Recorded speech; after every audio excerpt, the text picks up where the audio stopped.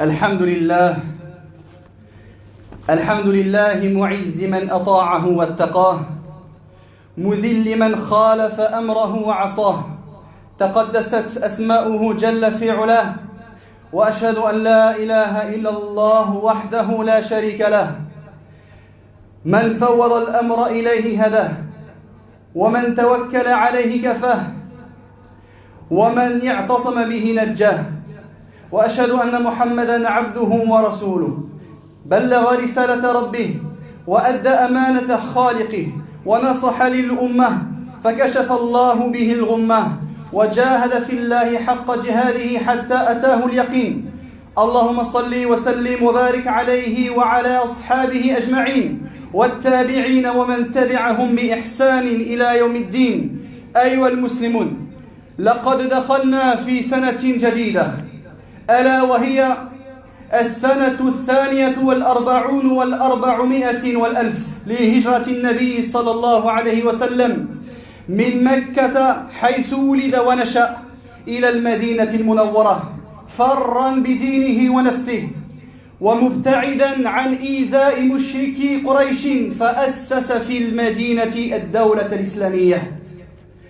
Ô vous les musulmans, nous sommes certes entrés dans une nouvelle année hégirienne, l'année 1442, c'est-à-dire que le prophète sallallahu alayhi wa sallam a quitté la Mecque, sa terre natale, là où il est né, là où il a grandi, là où il a passé près de 53 années de sa vie. Il a quitté cette terre vers Médine, l'illuminée, il y a 1442 ans, afin de fuir les persécutions des associateurs de la Mecque et de fonder l'État musulman. Inna al-hijrata hadathun tarikhiyun azim. لا ينبغي أن يمر علينا مرور الكرام فعلينا أن نأخذ منه الدروس والعبر فلقد هاجر النبي المختار صلى الله عليه وسلم من مكة المكرمة إلى المدينة النبوية بعد أن لقي من الأذى والضيق والبلاء ما لا تتحمله الجبال الراسيات وفقد النصير العزيز من أهله وأقربائه كأبي طالب وخديجة رضي الله عنها الفضلاء وأمر الله حينئذ بالصبر والهجرة. Et certes, l'émigration est un événement important dans l'histoire musulmane vis-à-vis de laquelle il ne convient pas qu'on passe rapidement dessus, mais bien au contraire, il convient qu'on s'y arrête afin d'en tirer les leçons et les morales. Le prophète élu, alayhi salatu wassalam, a donc émigré de la noble Mecque vers la ville prophétique autrefois appelée Yathrib et que le prophète a renommée Médine, Al-Madina, Al-Nabawiya, la ville prophétique, ou Taba, ou Tayyiba, la bonne. Après avoir rencontré les nuisances, les persécutions, la gêne et l'épreuve que ne pourraient supporter les montagnes bien ancrées, d'autant plus qu'il avait perdu à la Mecque ses chers soutiens et défenseurs, parmi ses proches et parmi sa famille, comme Abu Talib, son oncle, ou son épouse Khadija radiyallahu anha. Et à ce moment-là, Allah tabaraka wa ta'ala lui ordonna de patienter et d'émigrer lorsqu'il dit Fasbir kama sabara ulul azmi min ar-rusuli wa la tasta'jil lahum ka'annahum yawma yarawna ma yu'aduna lam yalbathu illa sa'atan min nahar balagh fahal yuhlaku illa al-qawmul fasiqun. Patiente et endure donc comme ont enduré les messagers doués de fermeté, et ne te montre pas pressé de les voir subir leur châtiment. Le jour où ils verront ce qui leur est promis, il leur semblera qu'ils n'étaient restés sur terre qu'une heure d'une journée. Voilà une communication. Et qui sera donc anéanti si ce n'est les gens pervers? Lakin Allah Ta'ala حفظ رسوله من مكر المشركين وأظهر دينه رغم كيد الكائدين. Mais Allah Tabaraka wa Ta'ala a protégé son noble messager du complot et de la ruse des associateurs, et il a placé sa religion au-dessus de tout, malgré le complot des comploteurs. إِلَّا تَنْصُرُوهُ فَقَدْ نَصَرَهُ اللَّهُ إِذْ أَخْرَجَهُ الَّذِينَ كَفَرُوا ثَانِيَ اثْنَيْنِ إِذْ هُمَا فِي الْغَارِ إِذْ يَقُولُ لِصَاحِبِهِ لَا تَحْزَنْ إِنَّ اللَّهَ مَعَنَا فأنزل الله سكينته عليه وأيده بجنود لم تروها وجعل كلمة الذين كفروا السفلى وكلمة الله هي العليا وَكَلِمَةُ اللَّهِ هِيَ الْعُلْيَا وَاللَّهُ عَزِيزٌ حَكِيمٌ. Et si vous ne lui portez pas secours, Allah l'a déjà secouru. Lorsque ceux qui avaient mécru l'avaient expulsé, deuxième de deux, quand ils étaient dans la grotte et qu'il disait à son compagnon, ne sois pas triste, ne t'afflige pas, certes Allah est avec nous. Allah a fait alors descendre sur lui sa sérénité et l'a soutenu avec des soldats que vous ne voyez pas, des anges, et il rendit la parole des mécréants la plus basse, tandis que la parole d'Allah est elle la plus haute, et Allah est puissant et sage. Et il dit également au sujet du complot qu'a ourdi Quraysh pour assassiner notre prophète sallallahu alayhi wa sallam: وَإِذْ يَمْكُرُ بِكَ الَّذِينَ كَفَرُوا لِيُثْبِتُوكَ أَوْ يَقْتُلُوكَ أَوْ يُخْرِجُوكَ وَيَمْكُرُونَ وَيَمْكُرُ اللَّهُ وَاللَّهُ خَيْرُ الْمَاكِرِينَ. Et rappelle-toi le moment où ceux qui ont mécru complotaient contre toi afin de t'emprisonner ou afin de te tuer ou afin de t'expulser, ils complotèrent. Mais Allah a fait échouer leur complot et Allah est certes le meilleur en stratagème.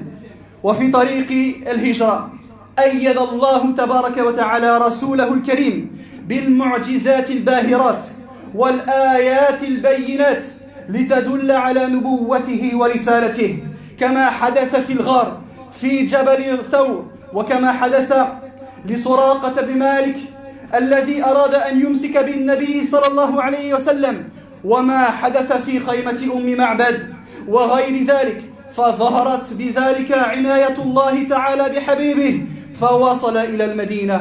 Sur le chemin de l'immigration vers Médine, Allah a soutenu son noble messager avec des miracles éblouissants et des signes explicites et clairs pour prouver sa prophétie et son message, comme ce qui se passa dans la grotte de la montagne Thawr, ou comme ce qui se passa avec Suraqa ibn Malik, qui voulait attraper le prophète sallallahu alayhi wa sallam pour obtenir la prime de 100 chameaux promise par Quraysh pour celui qui attraperait le prophète sallallahu alayhi wa sallam. Mais à chaque fois qu'il tentait Suraqa de s'approcher de Abu Bakr et de son compagnon, voilà que sa monture trébuchait et qu'il tombait à terre. Ou encore ce qui se déroula sous la tente de Ma'bad, lorsqu'il a trait une chèvre squelettique, faible, malade, qui ne donnait plus de lait, mais que par sa bénédiction, il en sortit 2 seaux entiers de lait. Et autre que cela, c'est dans toutes ces choses-là que se manifesta toute l'attention d'Allah Jalla wa Ala envers son bien-aimé et qu'il a pu arriver à destination à Médine. لقد دلت الهجرة على دروس وعبر وعظات نلخصها ونجملها فيما يلي. أولا، أن التوكل على الله مع الأخذ بالأسباب من عوامل النجاح، فلا ينبغي للمسلم اليوم أن يتواكلوا وينتظروا خرق النواميس الكونية ليتحقق لهم النصر، بل لا بد من الاستفادة من جميع الوسائل المتاحة ومن التوكل واليقين والثقة بالله ليأتي النصر والفرج. وقد دل على ذلك استعداد رسولنا الكريم صلى الله عليه وسلم للهجرة الاستعداد الكامل والاستعانة بالخبرة ومعرفة الطرق، ودل أيضا على أخذه بالأسباب، خروجه ليلا خفية وتسمع الأخبار إلى آخره. Ô vous les musulmans, l'émigration a certes montré des leçons et des morales et des exhortations, et il y en a beaucoup, et on ne pourra pas tous les dénombrer aujourd'hui malheureusement, mais on va se contenter de certains points importants. Que le fait de placer sa confiance en Allah en accomplissant les causes fait partie des facteurs permettant d'être secouru, d'être sauvé par Allah. Il ne convient donc pas aux musulmans aujourd'hui de se laisser aller et d'attendre un événement miraculeux, extraordinaire, dérogeant des lois naturelles et mondaines, afin que le secours et la victoire leur parviennent. Mais plutôt, il faut tirer profit de l'ensemble des moyens disponibles, puis de placer pleinement sa confiance en Allah, en accrochant son cœur à lui, avec certitude et avec confiance en lui, afin que vienne le secours et le soulagement. Allah Azza wa Jal aurait pu lui envoyer El-Buraq, cet animal par lequel il est monté jusqu'aux 7 cieux, afin qu'il fasse le trajet de la Mecque à Médine. Mais Allah Azza wa Jal a voulu autrement. Allah Azza wa Jal a voulu que le prophète sallallahu alayhi wa sallam fasse des causes afin de parvenir au secours, qu'il endure et qu'il patiente et qu'il ait des épreuves et qu'il subisse la fatigue afin que se concrétise pour lui le secours. Et ainsi est le tawakkul à Allah. On fait les causes et on place et on accroche notre cœur en Allah. Ce qui prouve tout cela, c'est la planification et la préparation complète de notre prophète sallallahu alayhi wa sallam pour effectuer son émigration. De par le fait qu'il s'est aidé de quelqu'un qui a l'expérience et la connaissance des routes. Il n'a pas dit « j'ai avec moi mon Seigneur, il va me guider ». Non, il a fait les causes. Il a pris quelqu'un qui connaissait les routes pour le guider. De par le fait qu'il soit sorti discrètement de la Mecque et qu'il ait placé Ali ibn Abi Talib dans son lit à sa place, il aurait pu se dire « j'ai avec moi le meilleur des protecteurs, Allah tabaraka wa ta'ala, je ne fais aucune cause, je ne prends aucune protection et je sors en plein jour ». Non, il planifie et il fait des stratégies afin d'être sauvé et d'avoir le secours d'Allah Azza wa Jal. Également, de par le fait qu'il envoyait Abdullah, le fils de Abi Bakr, collecter les informations de Quraysh à la Mecque alors qu'il était encore dans la grotte, et bien d'autres choses. Allah nous incite à faire les causes en disant وَأَعِدُّ لَهُمْ مَا اسْتَطَعْتُم مِّن قُوَّةٍ وَمِن رِّبَاطِ الْخَيْلِ, et préparez pour lutter contre eux tout ce que vous pouvez comme force et comme cavalerie équipée. وَمِنْ عِبَرِ الْهِجْرَةِ أَهَمِّيَّةُ الْأَمَانَةِ وحقوق الناس في ديننا ويظهر ذلك جليا حينما أمر رسولنا الأمين عليه الصلاة والسلام أمر عليا برد الأمانات إلى أهلها من المشركين قبل أن يهاجر ممتثلا أمر الله حيث قال إن الله يأمركم أن تؤدوا الأمانات إلى أهلها وإذا حكمتم بين الناس أن تحكموا بالعدل إن الله نعم ما يعظكم به إن الله كان سميعا بصيرا. Parmi les leçons extraordinaires et les morales que l'on tire de la hijra du messager d'Allah sallallahu alayhi wa sallam, c'est l'importance du dépôt confié, l'importance du dépôt confié et des droits d'autrui. Et cela apparaît où? Cela apparaît clairement lorsque notre noble messager, le digne de confiance alayhi wa sallam, a ordonné à Ali ibn Abi Talib radiyallahu anhu de restituer les choses que ses ennemis, les associateurs de Quraysh, lui avaient confiées. Et malgré leur animosité et malgré leur aversion pour sa religion, les polythéistes de la Mecque reconnaissaient en le prophète sallallahu alayhi wa sallam son honnêteté et lui faisaient confiance. Et le prophète sallallahu alayhi wa sallam, lorsqu'il décida d'émigrer, il n'a pas trahi ce dépôt et cette responsabilité. C'est ainsi qu'il a ordonné à Ali ibn Abi Talib de leur rendre leurs affaires, se conformant ainsi à la parole d'Allah lorsqu'il dit dans le sens « Certes Allah vous ordonne de rendre les dépôts à leurs ayants droit et quand vous jugez entre les gens, de juger avec justice, avec équité. » Quelle bonne exhortation qu'Allah vous fait. Certes Allah demeure audient et clairvoyant. ومن دروس الهجرة أيضا بذل أبي بكر الصديق وتضحيته وإنفاقه في سبيل الله يأخذ 5000 درهم هي كل ما يمتلك لينفقها على دعوته وقبلها أنفق 35,000 درهم في سبيل الله وسيظل ينفق في المدينة وسيظل ينفق وهو خليفة وسيظل ينفق وهو على فراش الموت لقد اشترى الجنة رضي الله عنه وحق لرجل له مثل هذه الصفة أن يرضيه الله قال تعالى وسيجنبها الأتقى الذي يؤتي ماله يتزكى وما لأحد عنده من نعمة تجزى إلا ابتغاء وجه ربه الأعلى ولسوف يرضى. Parmi les leçons de cette émigration également, il y a le don d'Abi Bakr, le véridique, son sacrifice et sa dépense dans le sentier d'Allah. En effet, il a pris 5000 dirhams de l'époque, environ 7000 € aujourd'hui, qui représentaient tout ce qu'il avait en sa possession, et il les dépensa au service de la religion d'Allah pour préparer cette émigration.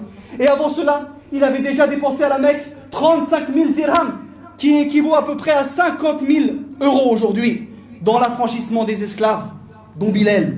Et il continuera à dépenser énormément lorsqu'il sera à Médine, Abu Bakr, et également lorsqu'il deviendra calife, et il continuera même à dépenser en aumône lorsqu'il sera sur son lit de mort. Qu'Allah soit satisfait d'Abu Bakr.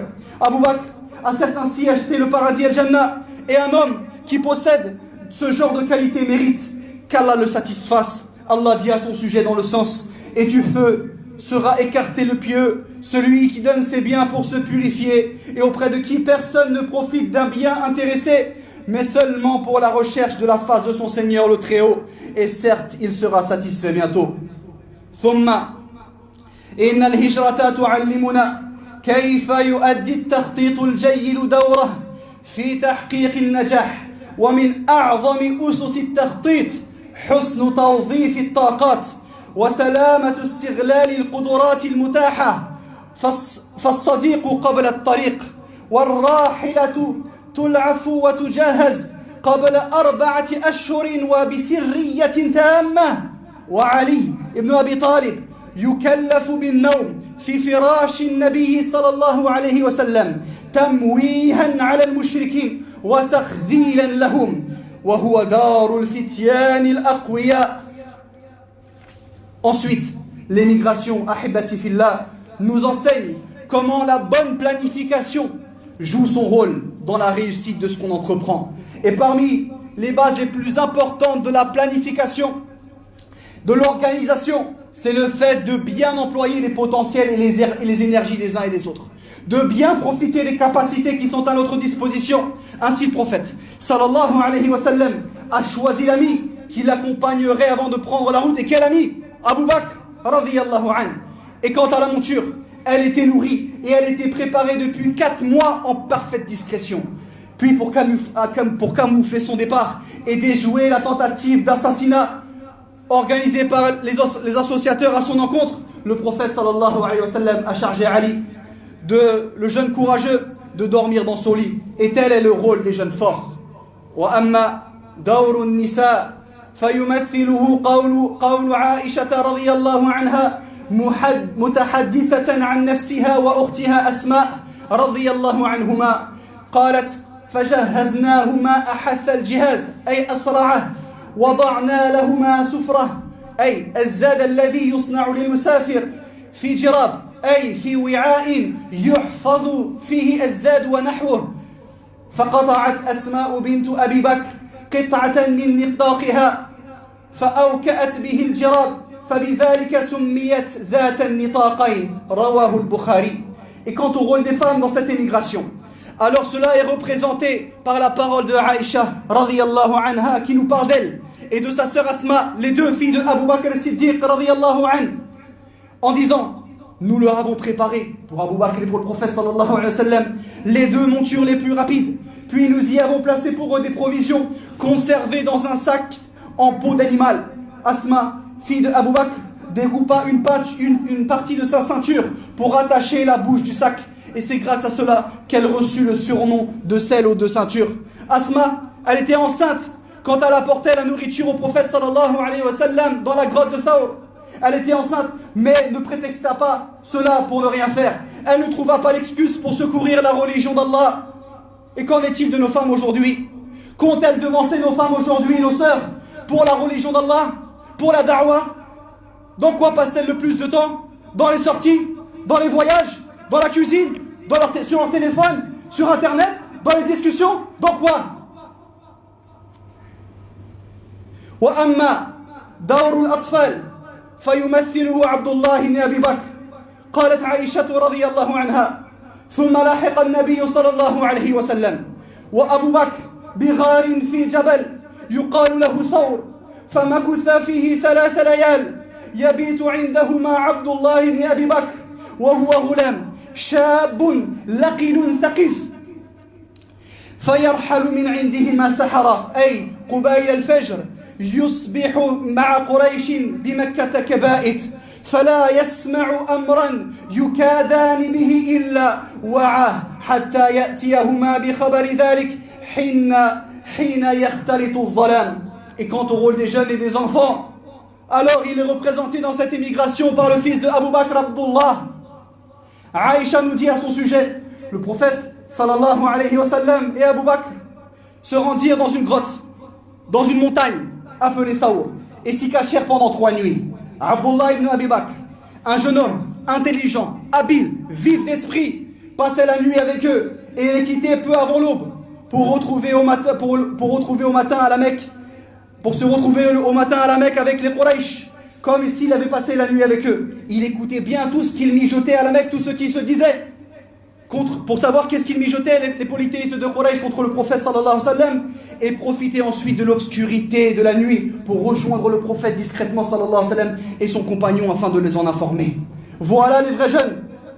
Voilà les vrais jeunes. Voilà les jeunes que la communauté Al-Umma a besoin. Mais que font les jeunes de nos jours? Est-ce qu'ils se préoccupent de la religion d'Allah et de sa diffusion? Est-ce qu'ils fréquentent assidûment les mosquées, le cœur de la communauté? Non, mais plutôt ce qui intéresse aujourd'hui nos jeunes, ce sont les jeux vidéo, Fortnite et compagnie. Ce sont les clips de rap qui intéressent nos jeunes aujourd'hui. Ce sont les clips de rap et de chansons dont la plupart de leurs auteurs d'ailleurs sont d'origine musulmane, ma'al asaf. Ce sont les clips qui font des millions de vues alors que les vidéos enseignant l'islam sont méprisées et ignorées. Nos jeunes perdent combien de temps à traîner dans le quartier? Perdent combien de temps à la salle pour faire gonfler leurs biceps? Perdent combien de temps dans les stades et à regarder les matchs de foot? Perdent combien de temps à regarder les séries sur Netflix et autres? Perdent combien de temps à tweeter et à suivre la vie des influenceurs et des gens sans valeur sur les réseaux sociaux? Combien de temps perdent nos jeunes à commenter, à tweeter et à commenter des futilités qu'ils regardent à la télé? Est-ce que c'est cette jeunesse-là, est-ce que c'est avec cette jeunesse-là que l'islam va avancer? Est-ce que c'est avec cette jeunesse-là que l'islam va retrouver ses heures de gloire? Billahi alaykoum. Qu'Allah nous réforme ainsi que nos jeunes. ومن كمال التخطيط أن الراعي عامر بن فهيرة يسلك بقطيعه طريق الغار ليزيل آثار الأقدام المدية إليه ثم يسقي النبي صلى الله عليه وسلم وصاحبه من لبن غنمه. Et parmi la planification parfaite du prophète sallallahu alayhi wa sallam, il y a le fait que le berger a franchi d'Abu Bakr, encore une fois, regardez tout ce qu'il a fait, lui et sa famille, pour la religion d'Allah. Il y a le fait que le berger a franchi d'Abu Bakr, qu'on appelait Amir ibn Fuhayra, conduisait son troupeau de moutons dans le désert, afin d'effacer les traces de pas qu'il pouvait conduire au prophète sallallahu alayhi wa sallam. Puis ce berger leur donnait à boire du lait de son troupeau. ومن كمال التخطيط أيضا اتخاذ النبي صلى الله عليه وسلم عبد الله ابن أريقط دليلا عارفا بالطريق برغم كونه مشركا ما دام مؤتمنا متقنا لعمله ولذلك أرشدهم بمهارته إلى اتخاذ طريق غير الطريق المعهودة. Également, parmi la bonne planification et l'organisation du prophète sallallahu alayhi wa sallam pour réussir sa hijra et pour être sauvé par Allah azza wa jal, il y a le fait qu'il ait engagé Abdullah ibn Urayqit en tant que guide dans le désert. Bien qu'il était polythéiste, mais il était quelqu'un de confiance, sur qui l'on peut compter, excellent dans son travail. Et c'est ainsi que ce guide leur a conseillé, de par son intelligence, de prendre un autre chemin que le chemin habituel, afin de brouiller les pistes de ceux qui étaient à leur recherche. أقول قولي هذا وأستغفر الله لي ولكم فاستغفروه إنه هو الغفور الرحيم.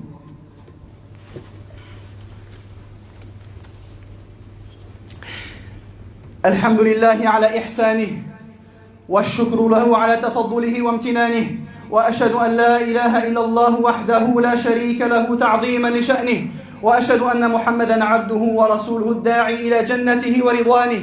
اللهم صل وسلم وبارك عليه وعلى جميع أصحابه ومن تبعهم بإحسان إلى يوم الدين. عباد الله، دلت الهجرة النبوية على فضل المسجد ودوره في التربية والتعليم وتوحيد الكلمة ورص الصف، ويتجلى ذلك في أن أول عمل قام به رسول الله صلى الله عليه وسلم بعد دخوله المدينة المنورة بناء المسجد، وشارك الصحابة رضوان الله عليهم في البناء، وقد مدح الله أهل الإيمان أنهم يسبحون لله ويكبرونه.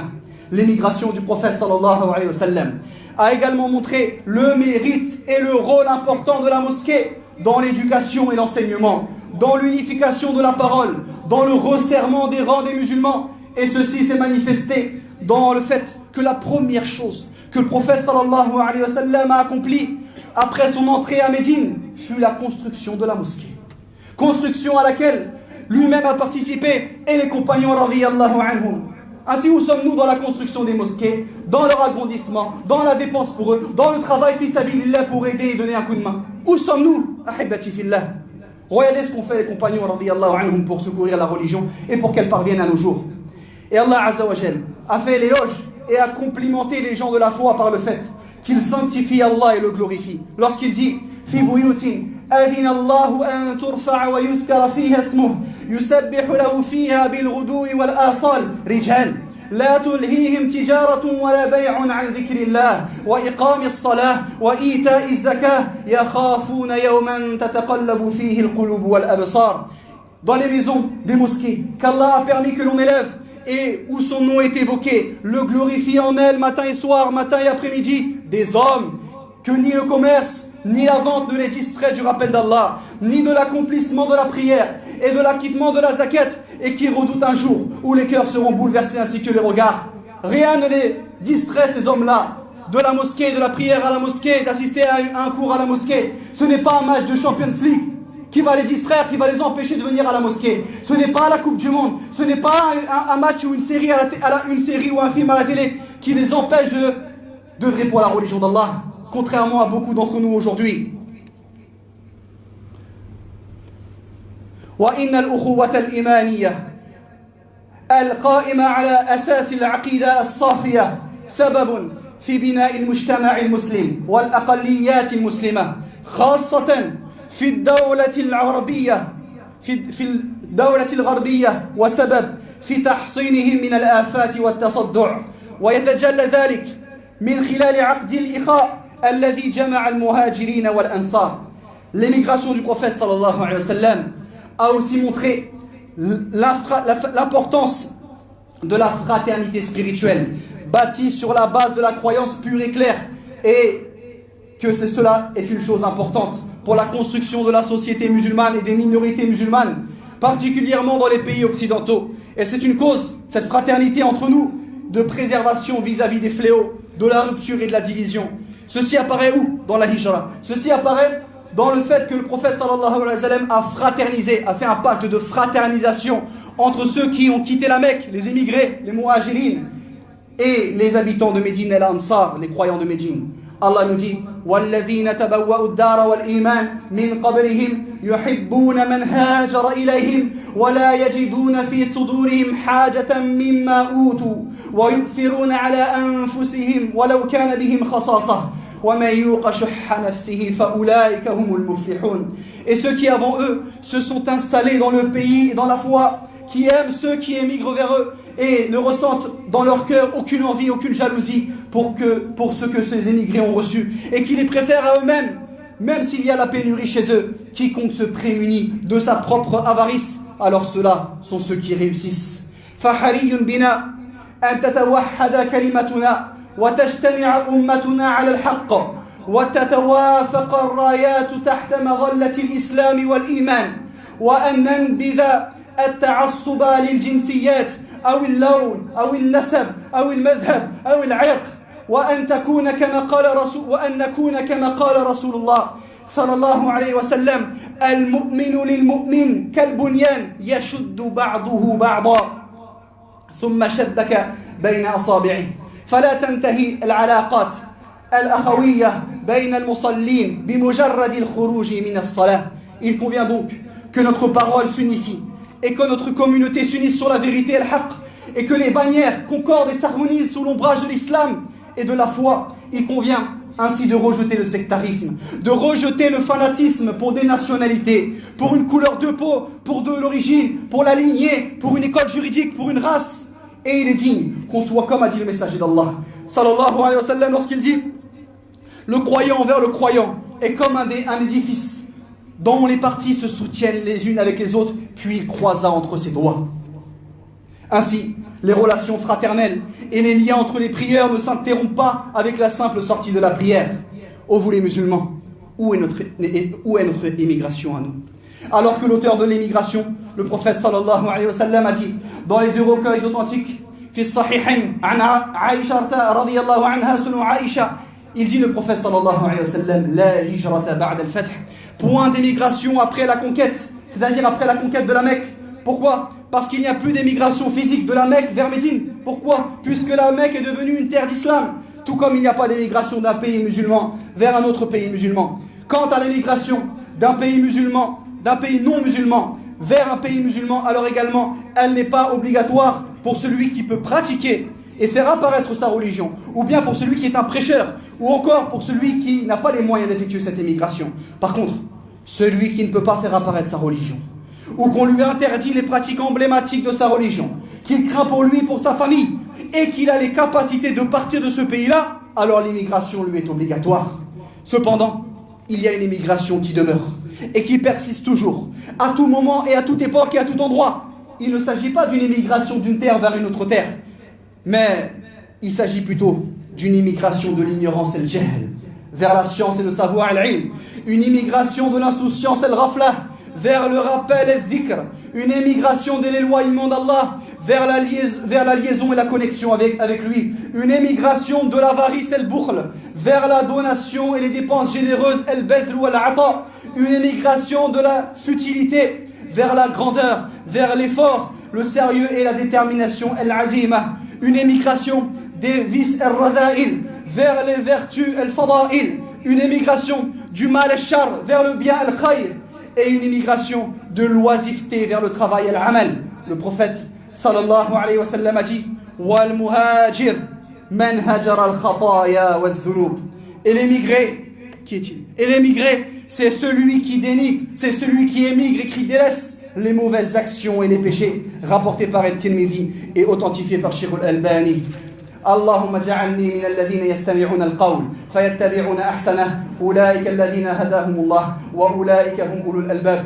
اللهم اغفر لنا ما قدمناه وما اخرناه وما اسررناه وما اعلناه وما انت اعلم به منا، انت المقدم وانت المؤخر لا اله الا انت. اللهم اشف مرضانا ومرضى المسلمين، اللهم اشف جميع مرضى المسلمين، اللهم اغفر لجميع موتى المسلمين، اللهم اغفر لهم وارحمهم وعافهم واعف عنهم واكرم نزلهم ووسع مدخلهم واصلهم بالماء والثلج والبرد ونقهم من الذنوب والخطايا كما ينقى الثوب الابيض من الدنس. اللهم اهد شبابنا، اللهم رد شبابنا إلى دينك ردا جميلا. اللهم أرنا الحق حقا وارزقنا اتباعه وأرنا الباطل باطلا وارزقنا اجتنابه.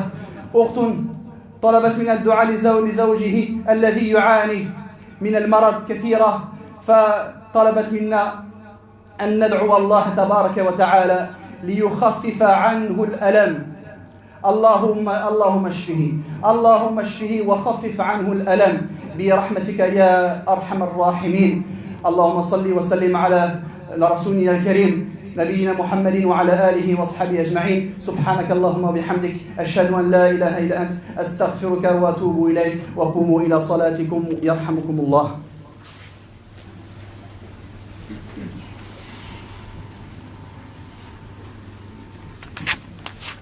الله أكبر الله أكبر، أشهد أن لا إله إلا الله.